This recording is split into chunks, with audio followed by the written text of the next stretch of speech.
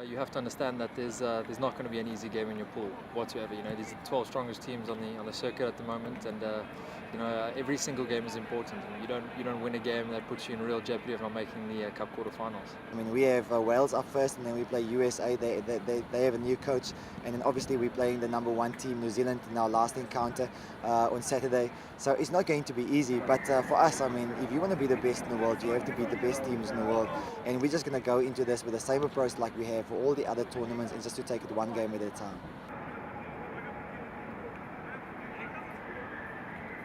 I think when preparing for the Hong Kong tournament, you've got to know that it's a 3-day tournament, and you've got to prepare that way. You've got to prepare that your body's ready to take your battering for 3 days in a row, and you've got to wake up on that third morning and be ready to go at it all day. Our preparation hasn't been spot on.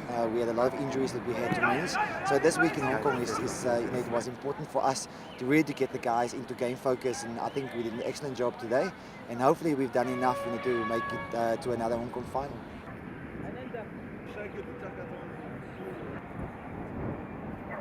I think a big part of our culture is to be good and physical and sort of to try win. I suppose that's exactly what rugby is all about, is winning the physical confrontation.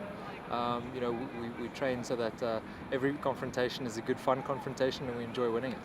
Well, I think it's always, defense is always going to give you another opportunity to get the ball back and just to launch your attack.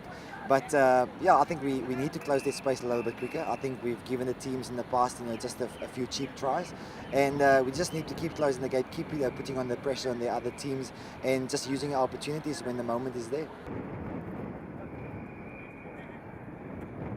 Obviously, it's 40,000 people at the stadium over 3 days, 120,000 people in total, and being broadcasting to millions of homes across the world. And I think it's just the atmosphere at the stadium is just unbelievable. It's an epic, it's a legendary tournament where the crowds come out, and the huge carnival atmosphere, and the rugby is always fantastic.